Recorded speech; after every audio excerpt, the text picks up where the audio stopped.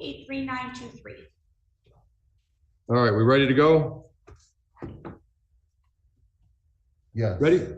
Yes, Okay. Judge. All right, so let's just, because lots of moving targets. My understanding is what we're here to do today is cover both sides 404B motions, correct? Correct, Judge. Mr. Phillips? And I, Your Honor, I just have a few concerns. I don't even know if we can even proceed today because there's other issues going on in regards to this case with his interference from the complainant. You're muffled. I'm sorry. I have COVID because my son got diagnosed with COVID on Saturday. Okay, just so you know, that doesn't mean you have it. That means you've been exposed. No, go ahead. I don't feel well, but go ahead. But I'll move this closer. So, in regards to this case, Your Honor, the defense is unable to proceed in this matter. There's several issues, substantial and procedural defects in this matter that give rise to a dismissal on the January 14th, as well as the other one, 2201-3499 matter from 7/18. Okay, you keep referring to the January 14th matter. I don't have a January 14th matter. Oh, it's the extra information that was amended in the complaint for this same case, January 14th. I only have one file. That file has a range of dates. Yeah, the 6th which date. was amended. What are the dates now? We've amended the complaint. we have, Judge. What's our window? I think it's July something. It was from July 18th, 2022.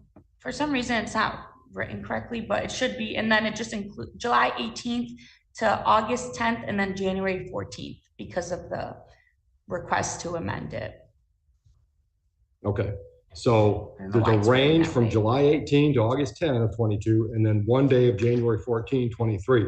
It's all one case, all one charge. It's two complaints, one case. It's not two complaints. It's an amended complaint to include July 18 through August 10 and January 14. Right, one complaint into the court, but the amended date is the January 14th. I'm just clarifying your language. You said that case. There is only one case that's going to trial.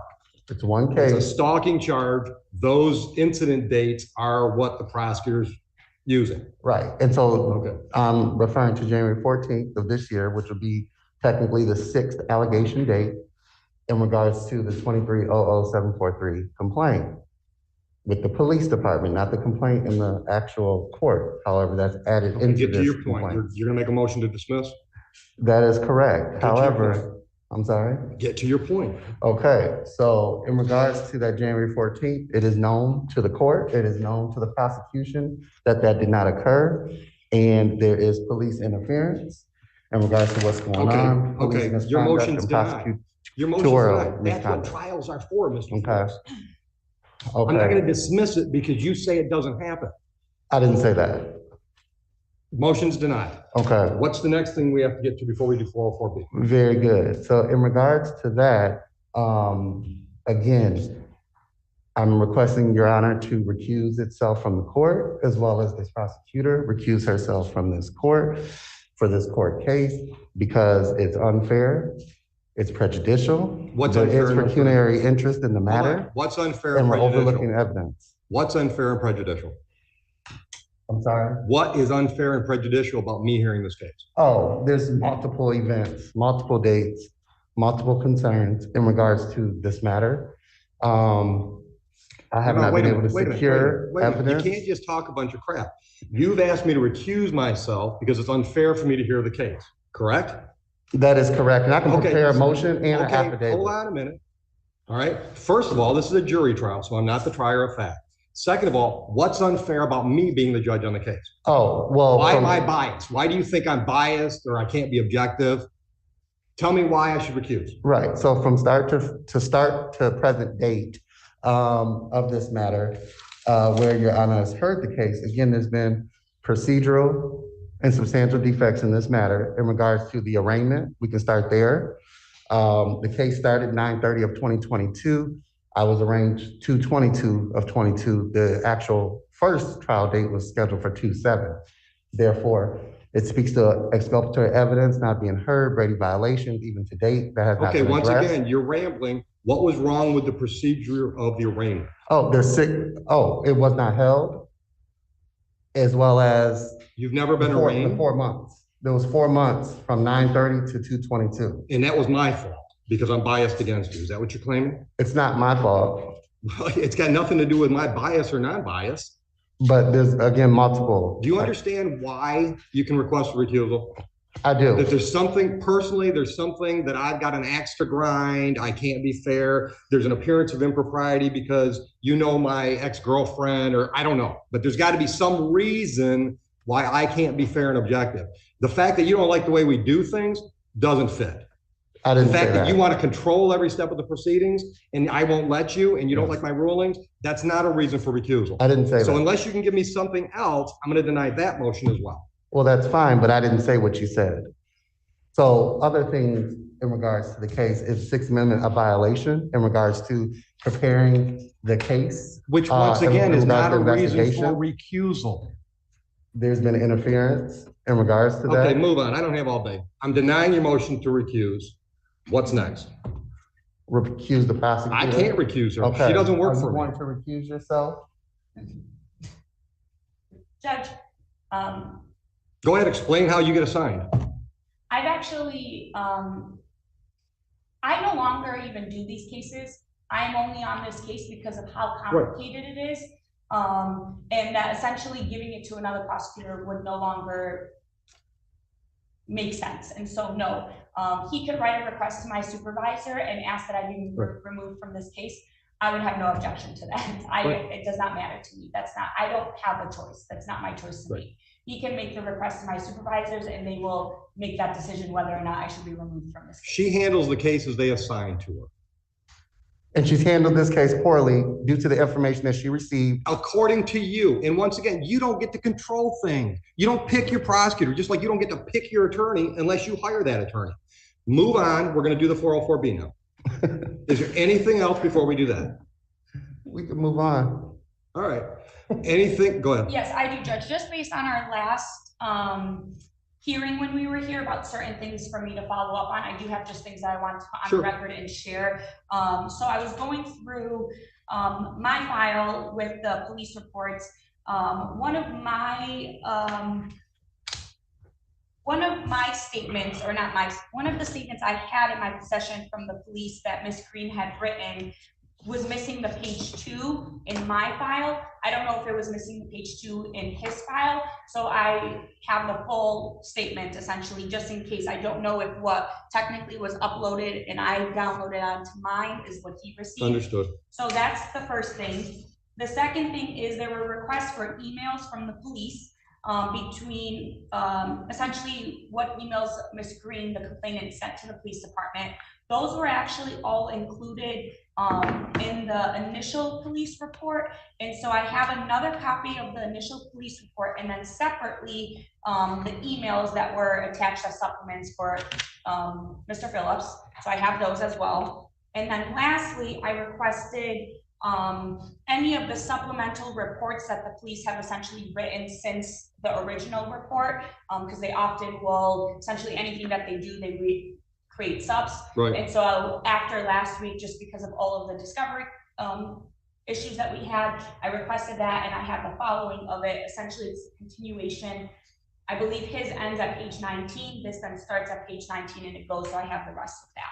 So I just wanted to make a record that I'm turning these 4 documents over to the defendant based on our last appearance. And there's an objection. So in regards to that, there is no regards to that. There's a continuing duty to But you're disclose objecting to her giving you all that? these months. Are you objecting to her giving you that? I'm objecting to what she stated. I'll review what she has. Doesn't make it true, but I'll review it. And I would like to actually know, I think he actually has all of these because he's forwarded them, and the police department actually told me that he has them. If anything, I didn't have, I didn't have the stuff because I hadn't requested it before. So I just wanted to make sure that's very clear in regards to what I had and what I was turning over. Okay. All right. So I took another opportunity last week to review the pleadings that have been filed on the 404B motions, both plaintiffs or prosecutors and defense.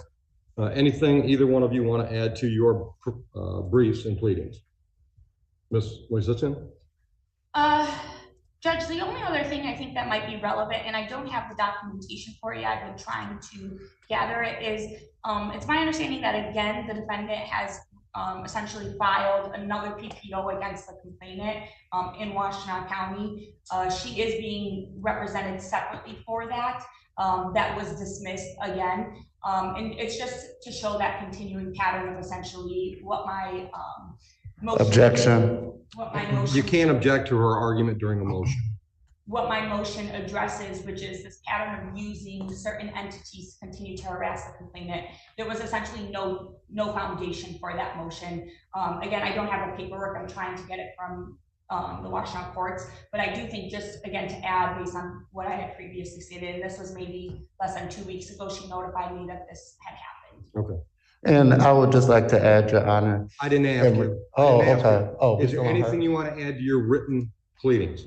Absolutely. In regards to this complex complaining witness and prosecutor in regards to this matter, that individual, Ms. Santania Green, has contacted me through various modes, which prompt a request for a PPO, because I have rights and I'm going to protect myself. Okay? So we're not going to do gender-based violence. Okay, you don't have to defend it. Okay. She's just letting you know that that's one of the things that's under 404B she's seeking to use against you at trial. And I'm letting her know. You don't have to respond to it now because there's the truth or veracity of that is not being decided today. Yeah. She's letting you know that's one of the long list of things that she wants to include under 404B. So there's no response necessary to that. My question is, other than what you've submitted on paper as to 404B, both your request and hers, is there anything you'd like to add to your pleadings? Absolutely. I spoke to it. I'll say it again. Ms. Green, the complaining witness, has contacted me through various modes. I don't care. I do. Well, it doesn't matter what you care. I don't care. I don't need to hear that. Whether or not you had justification for seeking the PPO isn't even on the table today. The truth or untruth of what Ms. Moisisian said is not important right now. What's important is she's letting you know that she wants to include that under 404B. Yeah, she's just misrepresenting information that's filed upon the court. Which, once again, according to you. So I'm going to ask one more time, and then I'm not going to let you talk anymore. Is there anything you want to add to your pleadings other than this Washtenaw County PPO thing? Yes.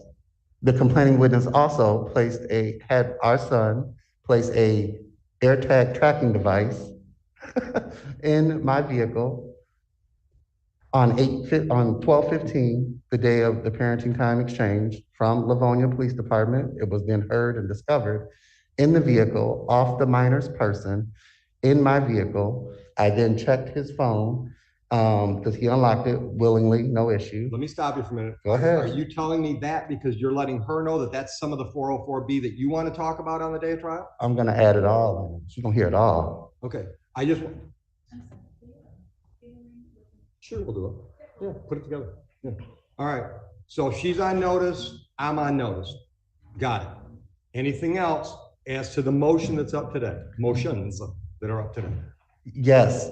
So in regards to that, that is a direct violation and it's a cause for dismissal, a swift dismissal, because it's violating me, it's causing terror, and it's 2 or more non-continuous acts as well. So even if Ms. Green was standing in front of me right now and admitted doing that, that would not be grounds to dismiss this action.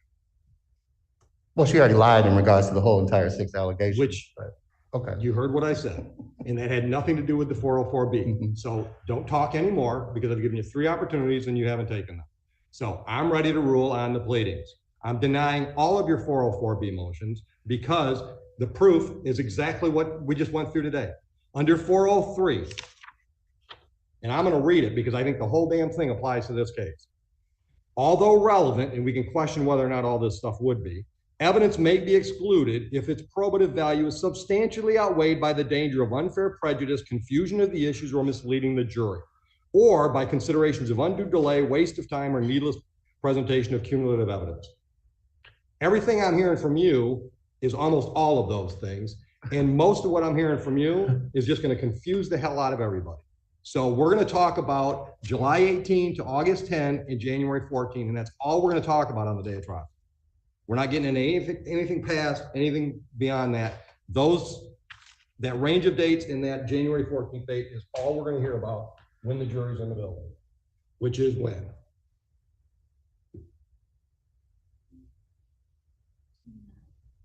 January 29th?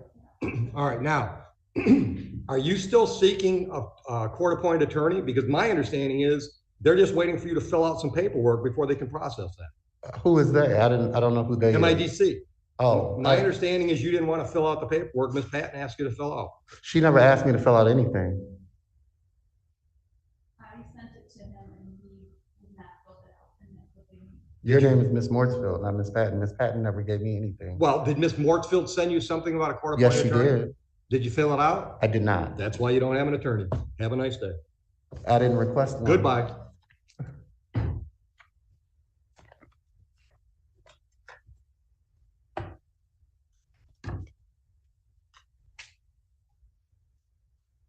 January 29th, what time we scheduled?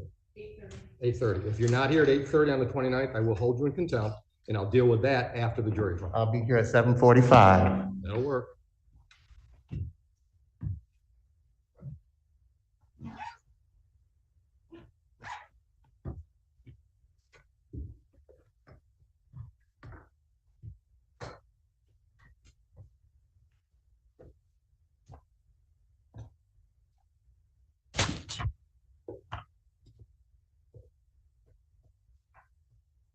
Please ensure that the plan is not contract.